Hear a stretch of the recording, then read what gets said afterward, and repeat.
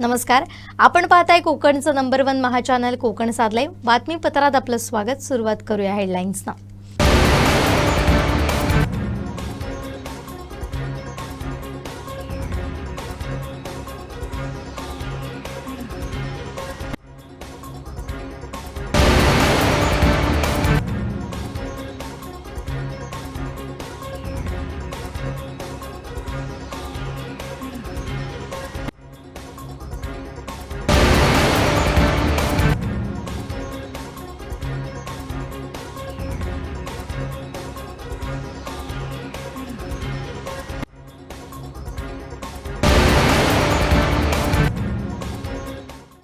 आता पाहूया सविस्तर बातम्या।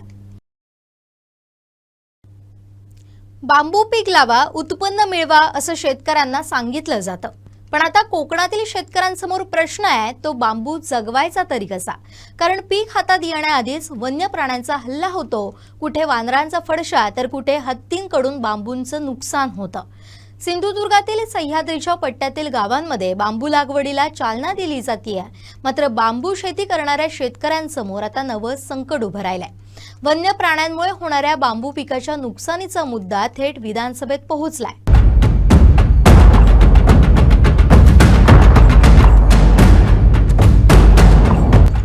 आमदार निलेश राणेंनी लक्षवेधी दरम्यान हा प्रश्न उपस्थित करत सरकारचं लक्ष वेधलं। आमदार निलेश राणे सभागृहात काय म्हणाले पाहूया। आमच्या सह्याद्रीच्या पट्ट्यामध्ये आम्ही पायथ्याची असणारी गावं, तिथे तुम्ही बांबू लावायला गेलात, अहो त्या काळ्या तोंडाच्या वानरांना बांबूचा कोंब आवडतो, ते कोंब खातात। आता तुमचे बांबू पिकणार कधी, उगणार कधी, ते 6 फुटाचे होणार कधी, त्याच्यावरती आपलं नियोजन आहे का नाही। आमदार निलेश राणेंनी मांडलेल्या मुद्द्यानंतर कोकणातील बांबू उत्पादक शेतकऱ्यांची व्यथा पुन्हा एकदा समोर आली आहे। माकडांकडून कोवळ्या बांबू कोंबांचं होणारं नुकसान, दोडामार्ग परिसरात हत्तींकडून बांबू उखडला जातोय, परिणामी शेतकऱ्यांच्या मेहनतीवर पाणी फिरतंय। महिनोन महिने संगोपन करून उभं केलेलं पीक पण उत्पादन मिळण्याआधीच वन्य प्राण्यांकडून नुकसान होत आहे। सगळ्यात मोठा प्रश्न आहे तो नुकसान भरपाईचा। बांबूचा समावेश गवत प्रकारात होत असल्यानं नुकसान झाल्यानंतर शेतकऱ्यांना अपेक्षित मदत मिळत नाही, परिणामी याचा आर्थिक भुर्दंड शेतकऱ्यांना सोसावा लागतोय। गेली अनेक वर्ष दोडामार्ग तालुक्यामध्ये हत्तीने जो काय धुमाकूळ घालून या ठिकाणी शेतकऱ्यांचे जे नुकसान करत आहे हे मोठ्या प्रमाणात या ठिकाणी शेतकऱ्यांचं होत आहे। शेतकरी हलावित झालेला आहे आणि याच करून शेतकऱ्यांनी करावं काय अशी उपासमारीची वेळ शेतकऱ्यावर आली आहे। त्यामुळे आज शेतकऱ्यांनी वेळोवेळी या ठिकाणी सरकारकडे मागणी केली असूनही त्या ठिकाणी त्यांना मिळणारी नुकसान भरपाई म्हणजे कालच माननीय निलेश राणे यांनी लक्षवेधी प्रश्न विधानभवनामध्ये मांडला आणि त्यामध्ये त्यांनी ज्या ठिकाणी बांबूचं नुकसान मोठ्या प्रमाणात या भागात होतं आणि बांबू हे गवत मानलं जातं, पण त्याचं त्या ठिकाणी कुठे वनस्पती किंवा इतर फळबागेमध्ये वर्णन करावं आणि जे बांबूचं नुकसान ज्या प्रमाणात होतंय त्याचं नुकसान भरपाई मोठ्या प्रमाणात मिळावी अशी मागणी त्यांनी केली आहे। ती महत्त्वाची मागणी त्यांनी काल केलेली आहे। त्यामुळे शेतकऱ्यांमध्ये सुद्धा समाधान वाटलं की त्यांनी अशा पद्धतीने जी मागणी केली विधानभवनामध्ये, त्यामुळे शेतकरी त्यांचे सुद्धा या ठिकाणी आभार मानत आहे आणि शेतकऱ्यांनी ह्या हत्तीबाधित गावामध्ये या हत्तींची पासून मुक्तता होईल अशी मोठ्या प्रमाणात मागणी आहे। तरी या बाबतीत त्यांनी पुन्हा एकदा प्रश्न मांडून हा भागाचा प्रश्न हा मिटावा। एक शेतकरी म्हणून आज मी शासनाच्या कालच्या अधिवेशनात विषय आमदार निलेश राणेंनी मांडलेला बघितला। त्यानंतर गेली 22 वर्ष हत्ती दोडामार्ग तालुक्यात म्हणजे तिलारी खोऱ्यात आहेत आणि जी शेतकऱ्यांना नुकसान भरपाई देतात ते अत्यंत तुटपुंजी आहे। त्याचप्रमाणे दोडामार्ग तालुक्यातील युवक म्हणा किंवा सर्व शेतकरी जास्तीत जास्त बांबूकडे आता वळले आहेत, बांबू लागवडीकडे। पण आणि शासन पण सांगते बांबू लागवड करा म्हणून, पण बांबू लागवड केल्यानंतर त्या बांबूला शासन नुकसान भरपाई देत नाही आणि ती बांबू जे आहेत ते गवतामध्ये समाविष्ट करून घेतल्यामुळे शेतकऱ्यांचं मोठ्या प्रमाणात नुकसान होत आहे आणि हत्ती म्हणा, गौरेडे, माकड, डुक्कर हे सर्वच जंगली प्राणी हे बांबूचं मोठ्या प्रमाणात नुकसान करत आहे। तर माझी एक शासनाला विनंती आहे की हा निकष गवत म्हणून जो निकष केलेला आहे बांबूला, तर त्याला एक नुकसान भरपाई शासनाने निकष बदलून त्याला बांबूला नुकसान भरपाई मिळून शेतकऱ्यांना द्यावी ही माझी शासनाकडे कळकळीची विनंती आहे। या ठिकाणी आज हत्ती दोडामार्गमध्ये ज्या पद्धतीने नुकसान करत आहे आणि या ठिकाणी शासनाने हत्तींपासून जे बांबूचं नुकसान होत आहे, परंतु बांबूला गवत ह्याच्यात घेतल्यामुळे नुकसान भरपाई शेतकऱ्यांना मिळत नाही आहे आणि या ठिकाणी आज युवक मोठ्या प्रमाणात शेतीकडे वळला आहे। नोकरीच्या पाठोपाठ न लागता शेतीकडे वळला आणि बांबूची मोठ्या प्रमाणात या ठिकाणी शेती केली आहे. कुंपणाच्या चारी बाजूनी बांबूची लागवड केली आहे आणि हत्ती आज या ठिकाणी बांबूवर, केळीवर, नारळावर तुटून पडतो आणि बांबूची मात्र नुकसान भरपाई या ठिकाणी शेतकऱ्यांना मिळत नाही आहे आणि त्यामुळे गवत या ह्याच्यातनं काढून शेतकऱ्यांना नुकसान भरपाई बांबूची मिळाली पाहिजे. याकडे शासनाने लक्ष दिलं पाहिजे आणि या ठिकाणी लोकांना न्याय मिळवून दिला पाहिजे. बांबू शेतीला प्रोत्साहन द्यायचं असेल तर फक्त लागवड करून चालणार नाही, तर शेतकऱ्यांच्या नुकसानीची जबाबदारीही घ्यावी लागेल. आता प्रश्न आहे, बांबू पिकासाठी नुकसान भरपाईचे निकष बदलणार का? आमदार निलेश राणेंनी उपस्थित केलेल्या या प्रश्नावर सरकार काय निर्णय घेणार याकडे आता शेतकरी, कोकणवासियांचं लक्ष लागून राहिलंय. Bureau report, Konkan satellite. Super Bazar cooperative Kankavli, Sindhudurg जिल्ह्यातील एकमेव वातानुकूलित सुपर बाजार. पत्ता super Bazar, Mumbai Goa highway, SM high school समोर, कणकवली. आपल्या अतूट विश्वासामुळेच आम्ही 25व्या वर्षात पदार्पण करतोय. कणकवलीचे प्रांताधिकारी यांनी शिक्षकांबाबत वापरलेल्या एका आक्षेपार्ह शब्दावरून आता वाद निर्माण झालाय. प्रांताधिकाऱ्यांनी शिक्षकांना हरामखोर असा शब्द वापरल्याचा आरोप शिक्षक संघटनांनी केलाय. या वक्तव्याविरोधात शिक्षक संघटना आक्रमक झालाय. पाहूया. नमस्कार. आज देवगड येथे BLO प्रशिक्षण चालू होतं आणि त्या प्रशिक्षणाला कणकवली प्रांताधिकारी जगदीश कातकर हे उपस्थित होते. आजच्या ट्रेनिंगला ग्रामसेवक, तलाठी असतील, पोलीस पाटील असतील, शिक्षक असतील, असे सगळ्या संवर्गातले कर्मचारी त्या ठिकाणी उपस्थित होते. शिक्षक सकाळी 5-6 वाजता उठून शाळांवर गेले होते, कारण BLO आणि शिक्षक ही दोन्ही कामं ते आज करतायत. खरं म्हणजे शिक्षकांना BLO काम करायचंच नाही आहे, ते अशैक्षणिक काम याच्यामध्ये मोडतं. तरीसुद्धा राष्ट्रीय काम ह्या विचाराने शिक्षक काम करत आहेत. शाळा करून परस्पर ते ट्रेनिंगला गेले. पोटामध्ये सुद्धा काय त्यांनी घातलं नाही ट्रेनिंगला पोचण्यासाठी. 2:30पर्यंत ट्रेनिंग चाललं. 2:30 वाजता एका शिक्षकाला, तिथे देवेंद्र चव्हाण म्हणून शिक्षक आहेत, त्यांना त्रास व्हायला लागला म्हणून ते उभं राहायला म्हणाले, आम्हाला भूक लागलेली आहे, आम्ही सकाळी 5-6 वाजता उठलो आहे म्हणून. तर त्याने अर्वाच्या भाषेमध्ये शब्दप्रयोग केले, उद्धट बोलायला सुरुवात केलं. अरे तुझा हरामखोरीकडे. हरामखोर हा जो शब्द आहे तो संविधानिक पदावर काम करणाऱ्या व्यक्तीला शोभत नाही आहे. संविधानिक पदावर काम करणाऱ्या माणसाने असंवैधानिक शब्द वापरणं पूर्णतः चुकीचं आहे. त्यामुळे ह्या प्रवृत्तीविरोधात, कारण अशा प्रशिक्षणाच्या वेळी आम्हाला कर्मचाऱ्यांना अनेक वेळा असे प्रसंगाला सामोरं जावं लागलेले आहे. हेच प्रांताधिकारी कणकवलीच्या ट्रेनिंगमध्ये अशीच भाषा वापरली आहे, उद्धट भाषा, अरे तुझ्याचीच भाषा वापरतात. त्यामुळे कर्मचारी हा त्यांचा काही गुलाम नाही, त्यांच्या घरचे नोकर नाही आहे. त्यामुळे या प्रवृत्तीविरोधात राज्य सरकारी, निम सरकारी शिक्षकेतर कर्मचारी संघटना समितीच्या झेंड्याखाली देवगड तहसील कार्यालयासमोर सोमवारी आम्ही निषेध आंदोलन करणार आहोत आणि त्या ठिकाणी BLOचं काम जिल्हाभरात तुर्तास थांबवणार आहोत. जोपर्यंत या अधिकाऱ्याची या ठिकाणी बदली होत नाही तोपर्यंत आम्ही हे आमचं आंदोलन कायम ठेवणार आहोत. आणि सोमवारी सगळ्या संवर्गातल्या संघटना बहुसंख्येने उपस्थित राहून आम्ही त्या ठिकाणी आंदोलन करणार आहोत. याची कल्पना आज आम्ही माननीय जिल्हाधिकारी महोदया यांच्याशी भेट घेऊन त्यांना दिलेली आहे, त्यांना निवेदन दिले आहे. त्यांना पण विनंती केलेली आहे की या असल्या उद्धट अशा अधिकाऱ्यांवर योग्य ती कार्यवाही करावी, नपेक्षा आमचं आंदोलन मात्र त्या ठिकाणी आम्ही करणार आहोत. मॅडमांनी आम्हाला आश्वासित केलेलं आहे. या ठिकाणी ग्रामसेवक, शिक्षक, तलाठी, पोलीस पाटील जे उपस्थित कर्मचारी होते त्यांचं सह्यांचं त्या ठिकाणी निवेदन पण देवगडच्या लोकांनी दिलेलं आहे. अलीकडच्या काळामध्ये वेगळी प्रशिक्षण असू नये, निवडणुकीचं काम असू नये, बरेच अधिकारी, काही म्हणजे अपवादात्मक अधिकारी जे आहेत त्यांच्या तोंडची भाषा अशीच असते. त्यामुळे अशा प्रवृत्तीच्या विरोधात हे आंदोलन आहे. तर आम्ही कर्मचारी आहोत, आम्हाला पण सन्मान आहे. आमच्यात सन्मानाला ठेच पोचवण्याचा कोणी प्रयत्न केला तर आम्ही लोकशाही मार्गाने त्याला चोख उत्तर देऊ. धन्यवाद.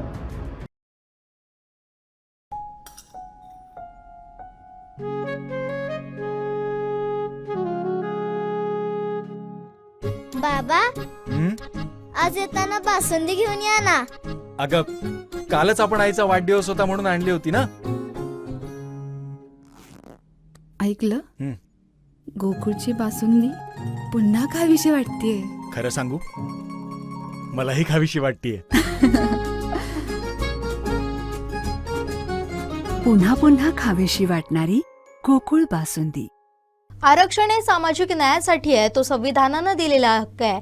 ती गरिबी हटाव योजना नाही, त्यामुळे शासनानं आमचा अंत पाहू नये.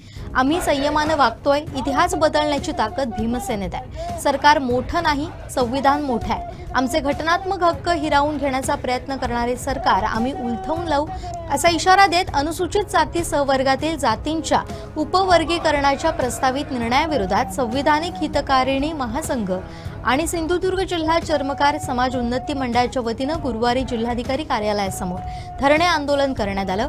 तसेच अनुसूचित जाती सहवर्गातील जातींच्या उपवर्गीकरणाच्या प्रस्तावाविरोधातील लढा अधिक तीव्र करण्यात येणार असून 30 जूनला मुंबई येथील विधान भवनावर भव्य मोर्चा काढण्यात येणार असल्याची घोषणा आंदोलनकर्त्यांनी केली. महाराष्ट्र शासनानं अनुसूचित जाती सहवर्गातील जातींचं उपवर्गीकरण करण्यासाठी हालचाली सुरू केल्याच्या निषेधार्थ संविधानिक हितकारिणी महासंघ, चर्मकार समाज उन्नती मंडळ, भारतीय बौद्ध महासभा तसेच विविध सामाजिक संघटनांच्या पदाधिकारी आणि कार्यकर्त्यांनी आंदोलनात सहभाग घेतला. या प्रसंगी संविधानिक हितकारिणी महासंघाचे अध्यक्ष महेश परुळेकर, जिल्हा संघटक अंकुश यादव, ॲडव्होकेट SK चंदवणकर, चर्मकार समाज उन्नती मंडळाचे अध्यक्ष सुजित जाधव, सरचिटणीस चंद्रसेन पाताडे, कोषाध्यक्ष नामदेव जाधव, उपाध्यक्ष राजेंद्र चव्हाण, समिती प्रमुख सुरेश पवार यांच्यासह मोठ्या संख्येनं समाजबांधव उपस्थित होते.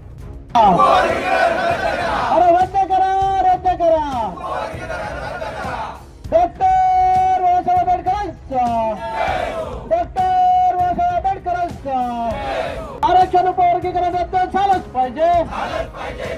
आरक्षण उपवर्गीकरण रद्द झालंच पाहिजे. अरे रद्द करा, रद्द करा. अरे आरक्षण आमच्या हक्काचं. अरे आरक्षण आमच्या हक्काचं. अरे जय जय जय जय जय भीम. अरे जय जय जय जय जय भीम. अरे जय जय जय जय जय भीम. बाबा खूप बोर होतंय, काहीतरी नवीन फ्रेश ऑर्डर करा ना. माझ्याकडे एक सरप्राईज आहे. स्वाद गोकुळचा, आस्वाद परंपरेचा, गोडवा नात्याचा, गारवा आनंदाचा, गोकुळ आईस्क्रीम सोबती प्रत्येक क्षणाचा. गोकुळ आईस्क्रीम.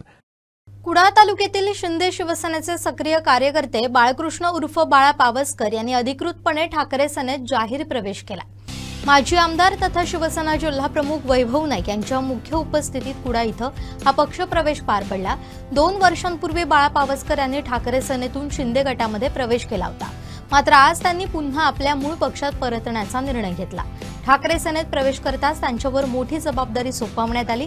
त्यांची कुडाळ तालुका प्रवक्तेपदी तातडीनं नियुक्ती करण्यात आली आहे. पक्षप्रमुख उद्धव ठाकरे, युवासेना प्रमुख आदित्य ठाकरे, जिल्हा प्रमुख वैभव नाईक यांच्या नेतृत्वावर आणि ध्येयधोरणांवर विश्वास ठेवून आपण ठाकरे शिवसेनेत प्रवेश केल्याचं बाळा पावसकर यांनी सांगितलंय. काही कारणास्तव मी दुसरीकडे गेलो होतो शिंदे गटात, पण काही कारणास्तव मला तिकडे पटलं नसल्या कारणामुळे मी परत माझ्या स्वभागात मी परतलो आहे. सन्माननीय आधी उद्धव ठाकरे साहेब, सन्माननीय आदित्य ठाकरे साहेब, सन्माननीय विनायक राऊत साहेब, सन्माननीय वैभवजी नाईक साहेब यांच्यावर विश्वास ठेवून परत मी पक्षामध्ये आलो आहे. ते जोराने मी काम करणार आहे. जसा 2005 काम केलं तसेच आज मी काम करणार आहे. सर्वांना विश्वासात घेऊ. ॲथरच्या दमदार स्कूटर्स आता कुडाळमध्ये. ॲथर 450 आणि ॲथर रिस्टा. आजच भेट द्या Ather showroom, Mumbai Goa highway, Kudal. Hotel spice कोकणच्या समोर. संपर्क 9730 1064 77. विशेष सखोल पुनरीक्षणासाठी 30 जून ते 29 जुलै 2026 या कालावधीत मतदान केंद्रस्तरीय अधिकारी जिल्ह्यातील सर्व जनतेच्या घरोघरी जाऊन मतदार याद्या विशेष सखोल पुन्हा निरीक्षणासाठी माहिती गोळा करणार आहेत. त्यामुळे मतदार यादी यांचं शुद्धीकरण करणं सोपं होणार आहे. जिल्ह्यातील जनतेनं सहकार्य करावं असं आवाहन जिल्हाधिकारी तृप्ती धोडमिसे यांनी केलं. यावेळी त्यांच्यासोबत निवडणूक उपजिल्हाधिकारी बालाजी शेवाळे उपस्थित होते. निवडणूक आयोगाच्या निर्देशान्वये आता स्पेशल इंटेन्सिव्ह रिव्हिजन विशेष सखोल पुनरीक्षण हा कार्यक्रम घोषित झालेला आहे आणि त्याचं आता टाइम टेबल डेप्युटी डीओनी आपल्याला सांगितले. मुळात मतदार यादी ही शुद्ध मतदार यादी असणे, अचूक मतदार यादी असणं हे एक लोकशाहीचं लक्षण समजलं जातं आणि आपल्याला जर फ्री अँड फेअर इलेक्शनसाठीची एक महत्त्वाची कंडिशन असते. त्यामुळे हा काही विशिष्ट काळानंतर ह्या पुनरीक्षण व्हाव्यात असं एक अपेक्षित असतं. 2002 यापूर्वी हे जे सखोल इंटेन्सिव्ह जे म्हणतो आपण विशेष सखोल पुनरीक्षण हे 2002 झालं होतं. त्याच्यानंतर आता 2026 होतं आहे. ह्या मधल्या काळामध्ये संक्षिप्त पुनरीक्षण पण झाले. मतदार याद्या आपल्या अपडेट होत राहतात, लोकांची नावं ॲड होत असतात, परंतु एक काळानंतर ते करणं आवश्यक असतं. तर त्या अनुषंगाने हा कार्यक्रम आहे. तर मतदार याद्या आपल्या चांगल्या अचूक बनवण्यासाठीचा हा कार्यक्रम आहे. याचा महत्त्वाचा ध्येय असं आहे की जे पात्र मतदार आहेत ते मतदार यादीत असले पाहिजेत आणि जे अपात्र आहेत ते मतदार यादीत नसले पाहिजेत. मग अपात्रमध्ये मृत असू शकतं, स्थलांतरित, दुबार किंवा इतर अन्य काही, तर असे लोक त्याच्यामध्ये असले नाही पाहिजेत. तर हा साधारण एक महत्त्वाचं ध्येय आहे. त्या अनुषंगाने हा कार्यक्रम आखलेला आहे. आणि यापूर्वीचा जो पहिला टप्पा होता किंवा ह्याची पूर्वतयारी होती जी मॅपिंगची असते, तर 2002च्या ज्या याद्या होत्या त्यावेळेसच्या, त्याच्यामध्ये आत्ताचे जे मतदार आहेत आत्ताचे मतदार आणि त्यांचे कुटुंबीय यांचे मॅपिंग आपण केलेले आहे. आणि या मॅपिंगमध्ये देखील आपला खूप चांगला परफॉर्मन्स होता. राज्यामध्ये आपण दुसऱ्या क्रमांकावर होती. जवळपास आपले जेवढे मतदार आहेत त्यांचं मॅपिंग आपल्याकडे झालेलं आहे. 92% लोकांचं मॅपिंग आपण केलेलं आहे.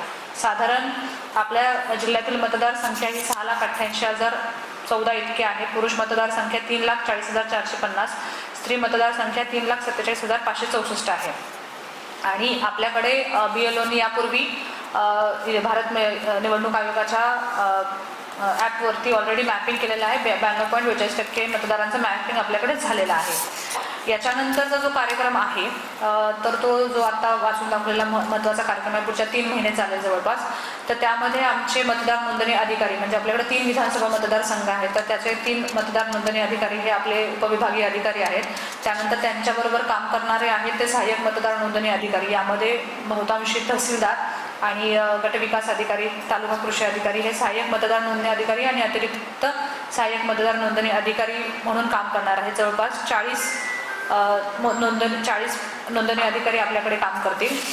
यामध्ये जे BLO आहेत त्यामध्ये आपले 921 बूथ्स आहेत. त्यामुळे तिथे प्रत्येकी एका बूथला एक अशा पद्धतीने 921 BLOंची नियुक्ती यापूर्वीच झालेली आहे. ते काम करतच असतात.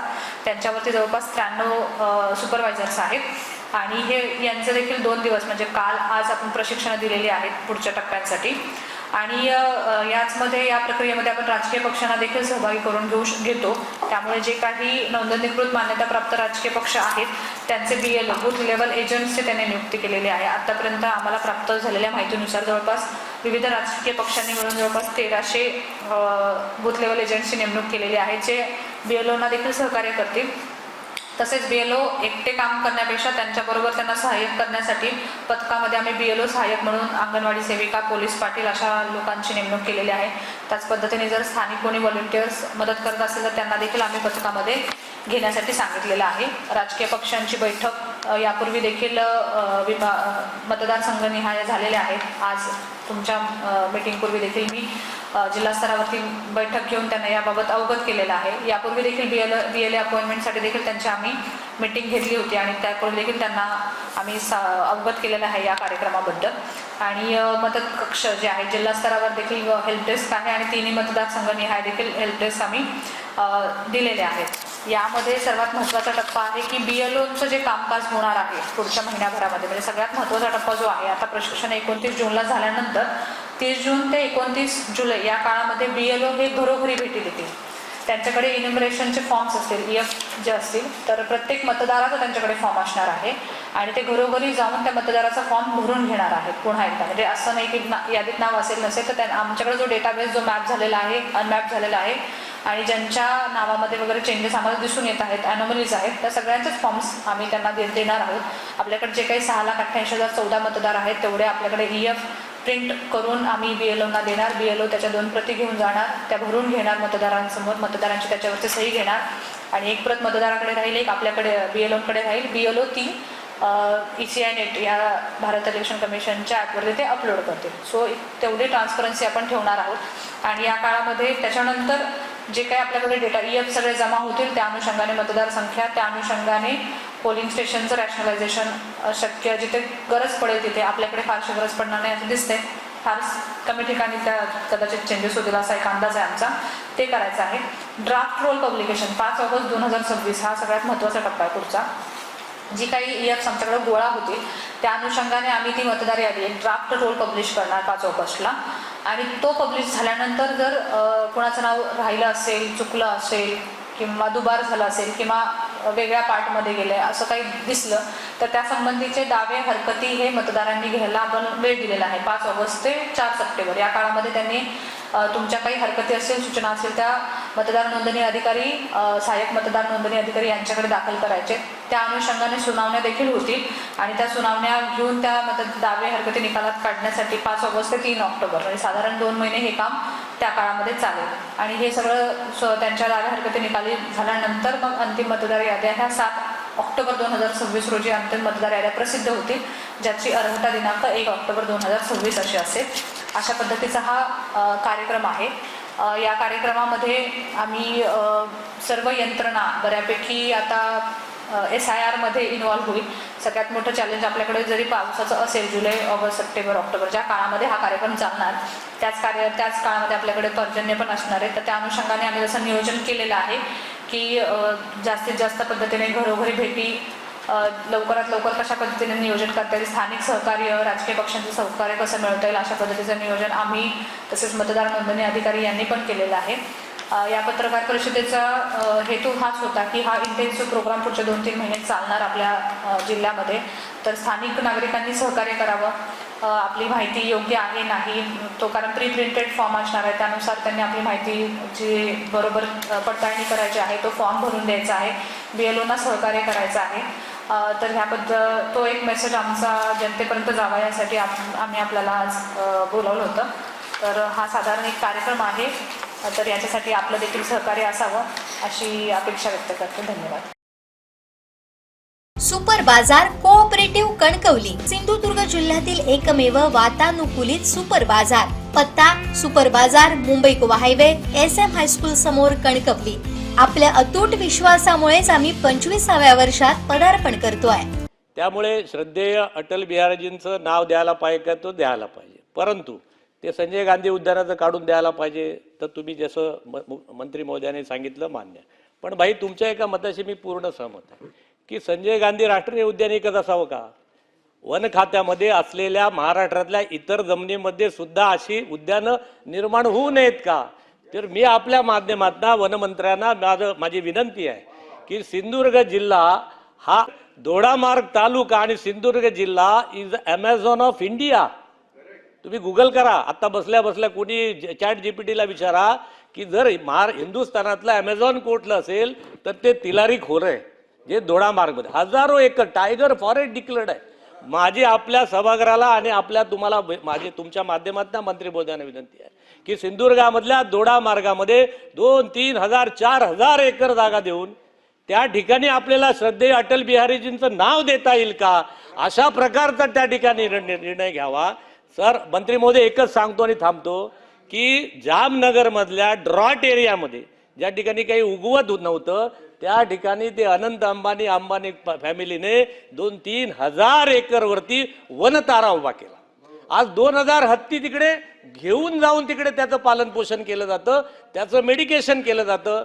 सर सभापती आमच्याकडे तर हत्ती चालून येतात, आमच्याकडे काल मी सांगितलं सिंह सोडला तर सगळे प्राणी आहेत.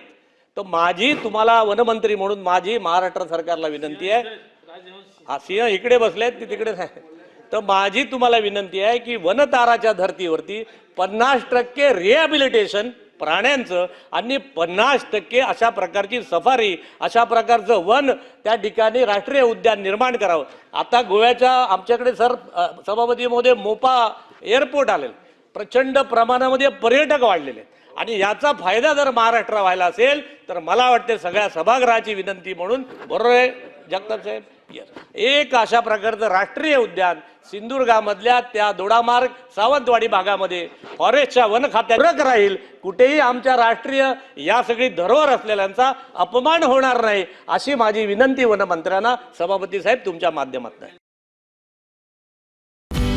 आता तुमच्या सावंतवाडीत कार क्राफ्ट घेऊन येत आहे खात्रीशीर car service. Maruti Suzuki car सर्व्हिसिंगचा मुंबई आणि ठाणे येथील 20 वर्षांचा प्रदीर्घ अनुभव आता आपल्या सेवेसाठी सज्ज.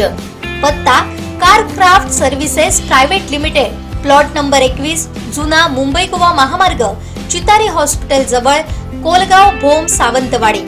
आजच अपॉइंटमेंट बुक करा. सिंधुदुर्ग जिल्ह्याच्या विकास कामांची संपूर्ण माहिती घेऊन ती कामं जिल्हाधिकाऱ्यांकडे सुपूर्द करून प्राधान्यानं पूर्ण केली जातील, अशी ग्वाही खासदार नारायण राणेंनी दिली.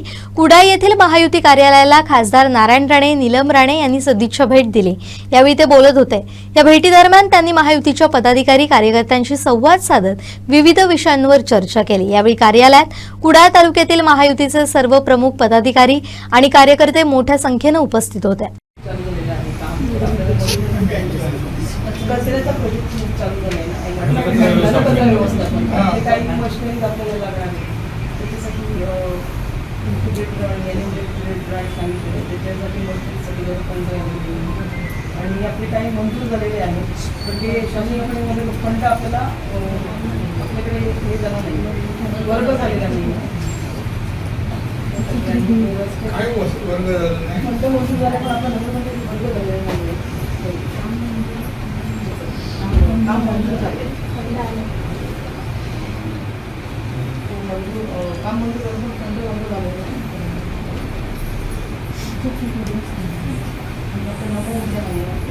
मंजूर झाले किंवा त्याला आणि गाडी आम्हाला थोडा निधी मिळाला. 40 लाख रुपये आहेत ना? 40 म्हणजे राज्य सरकारकडे मागा ना.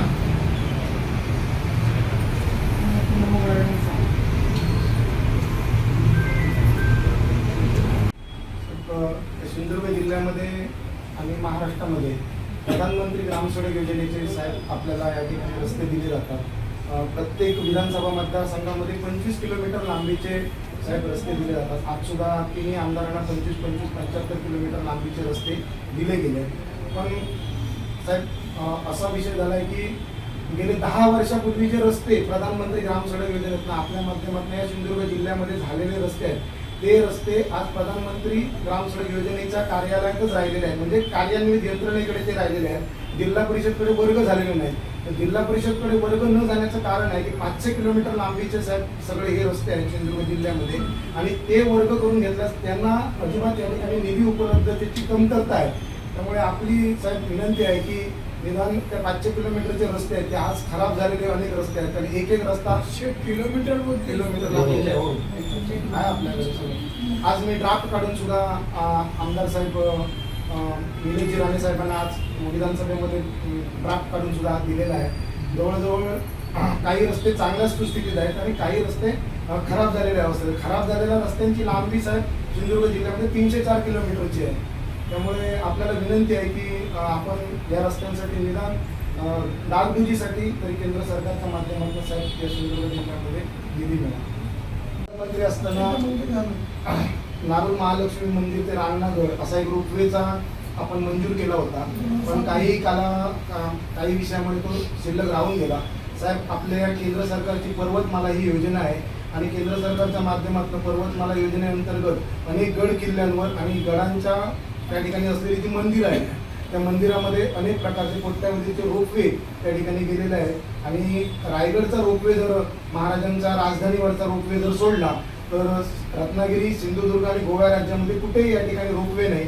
हा रोपवे झाल्यास साहेब कोल्हापूरची आणि आमची चांगल्या पद्धतीची देवाणघेवाण होईल. त्यामुळे आता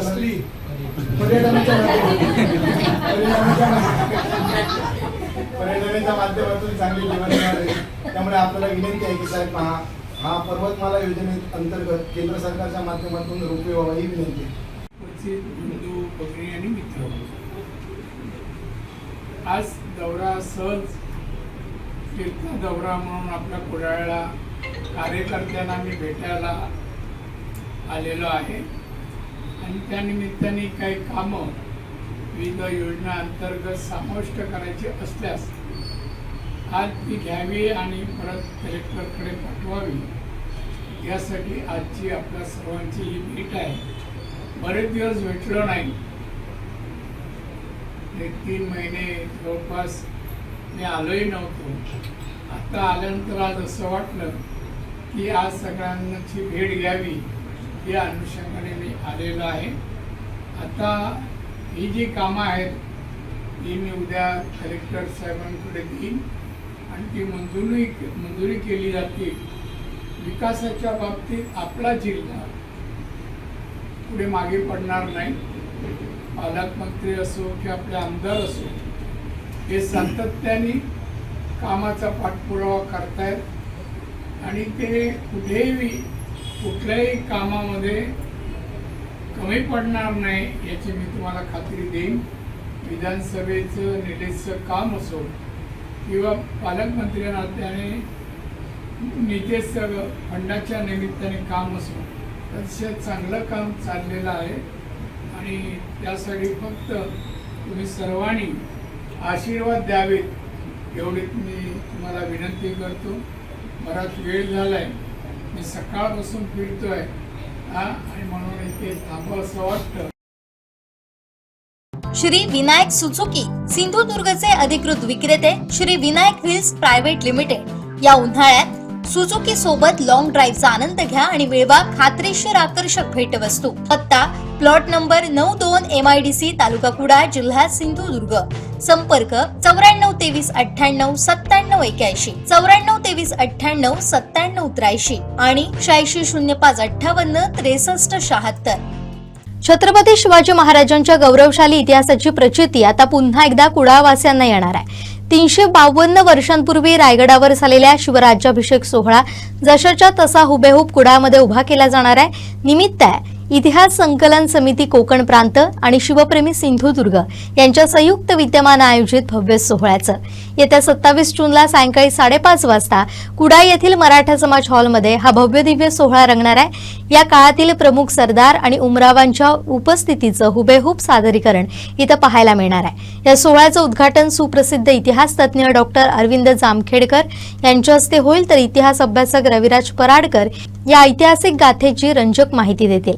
कार्यक्रमाला जिल्ह्याचे पालकमंत्री नितेश राणे आणि आमदार निलेश राणे यांची प्रमुख उपस्थिती असणार आहे. 27 जून ज्येष्ठ शुद्ध त्रयोदशी या दिवशी मराठा समाज हॉलमध्ये पार पडणार आहे आणि डोळ्याचं पारणं फिटवणारा आणि सर्वांना अभिमान वाटेल आणि एक अनुभव ज्या प्रत्यक्षात जो शिवराजाभिषेक झाला 353 वर्षापूर्वी तो तसाच्या तसा उभा केला जाणार.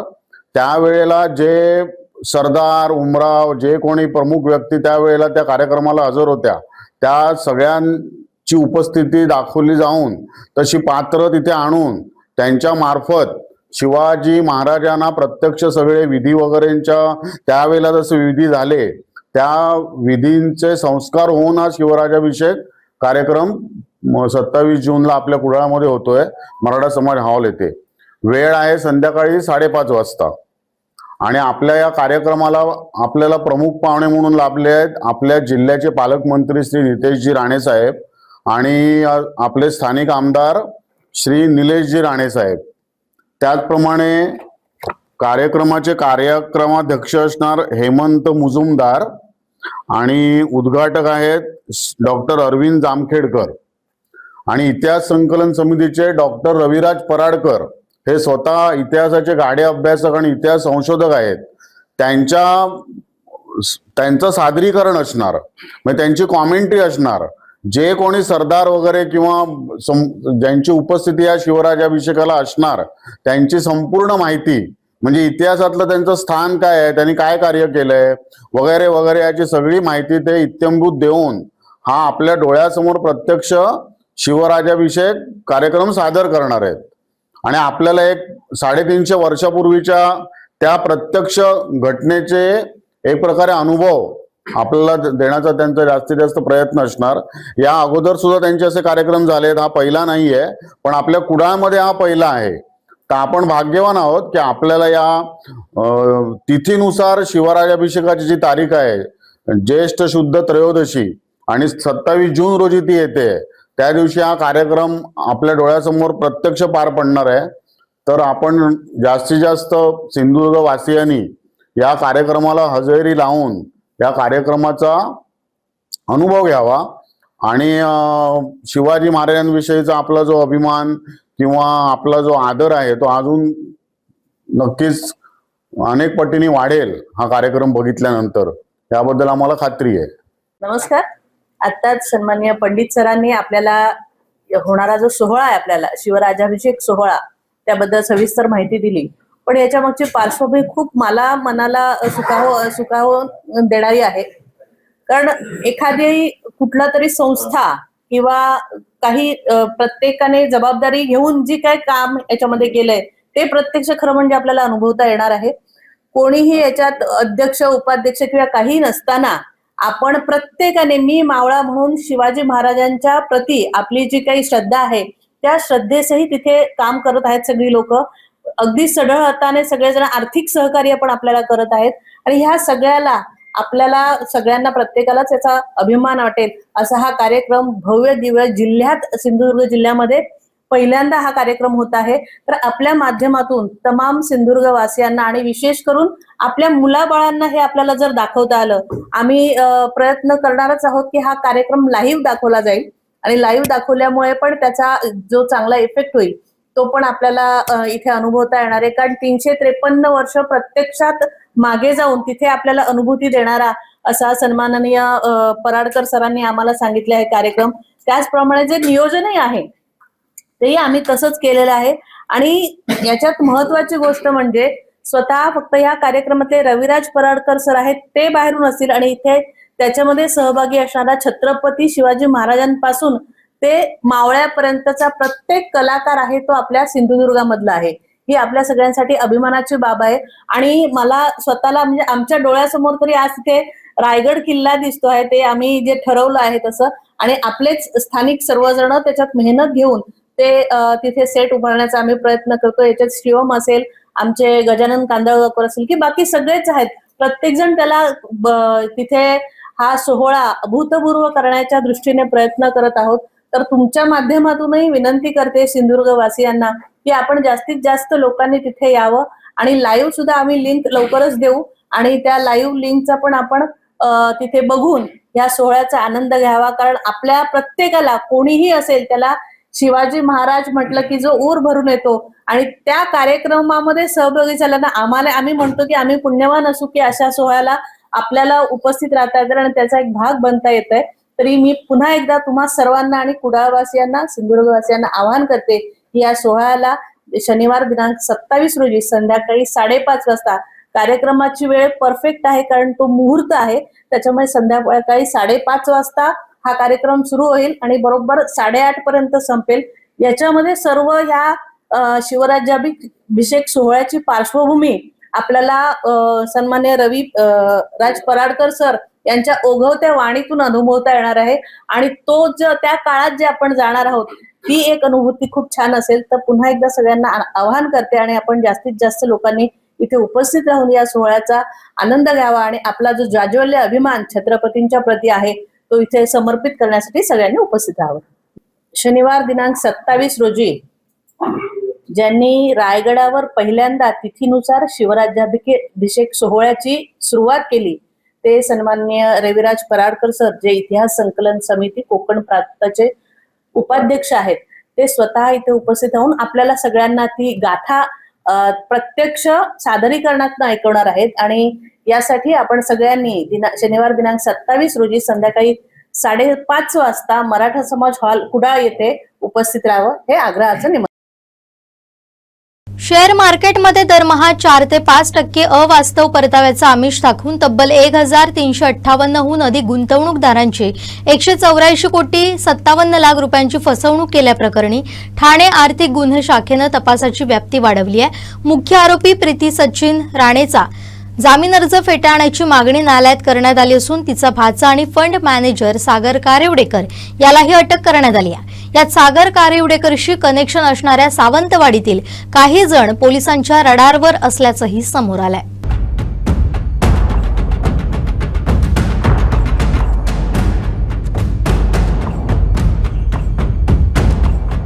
तपासादरम्यान सागर कारिवडेकरची मालमत्ता जप्त करण्यात आली असून सावंतवाडीतील कार्यालयातून लॅपटॉप, संगणक तसेच सुमारे 50 लाख रुपयांची वाहनं जप्त करण्यात आली आहे. सावंतवाडीतील सर्वोदय नगर येथील बंगला सील करण्यात आलाय.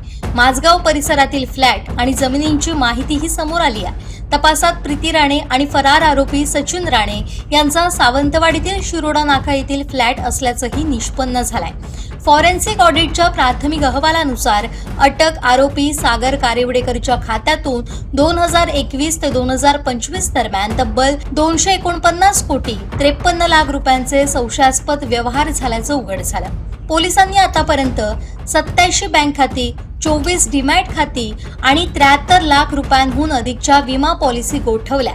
दरम्यान या तपासाची व्याप्ती सावंतवाडीतील काही लोकांपर्यंत वाढण्याची शक्यता आहे. गुंतवणूकदारांच्या तक्रारी आणि उपलब्ध माहितीनुसार सागर कारिवडेकर, प्रीती राणे, सचिन राणेशी कनेक्शन असणारे सावंतवाडीतीलही काही जण ठाणे पोलिसांच्या रडारवर आहेत. त्यामुळे तपास केवळ मुख्य आरोपींपुरता मर्यादित न राहता संबंधित कंपन्या, त्यांचे आर्थिक व्यवहार, निधी हस्तांतरण आणि त्यांच्याशी संबंधित व्यक्तींपर्यंत विस्तारण्याची शक्यता व्यक्त केली जाते. ठाणे पोलीस आयुक्तांकडे याबाबत तक्रार केली गेली असून मुख्य आरोपींच्या काही संबंधित व्यक्तींच्या बँक खात्यांमधून कोट्यवधी रुपयांचे व्यवहार झाल्याचे आरोप असतानाही त्यांच्या विरुद्ध अद्याप ठोस कारवाई का करण्यात आलेली नाही असाही सवाल उपस्थित केलाय. गुंतवणूकदारांनी या प्रकरणात कठोर कारवाईची मागणी केली आहे. Satelkar builders and developers Kankavli railway station लगत साकारत आहे समर्थ साई रेसिडेन्सी. 6 मजली रेरा रजिस्टर इमारत. तुमच्या घराचं स्वप्न आम्ही पूर्ण करणार. साईट पत्ता समर्थनगर रेल्वे स्टेशन नजीक, तालुका कणकवली, जिल्हा सिंधुदुर्ग.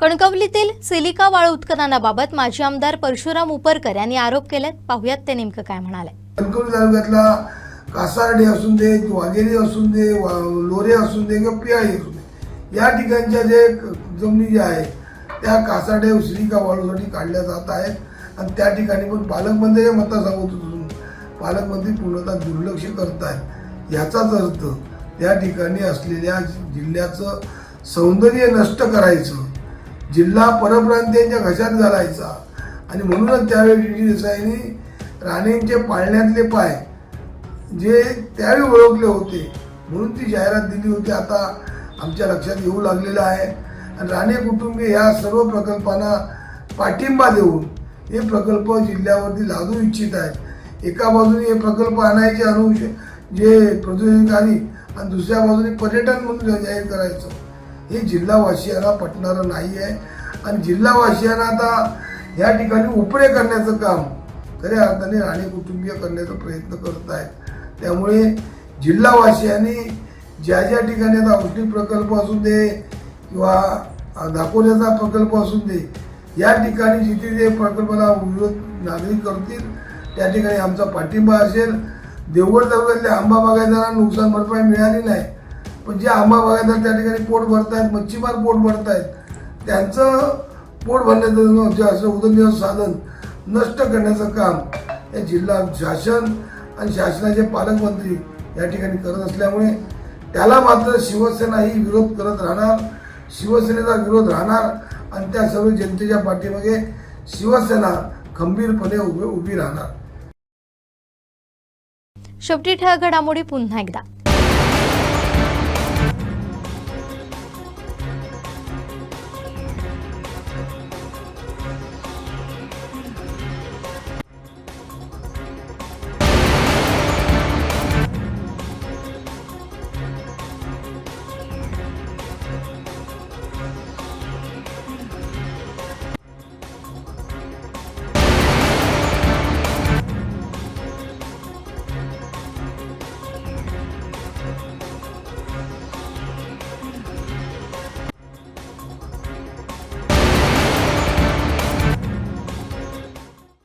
बातमीपत्रात वेळ झाली इथेच थांबण्याची. पाहत राहा कोकणचं नंबर 1 महाचॅनल कोकण साध लाईव्ह. धन्यवाद.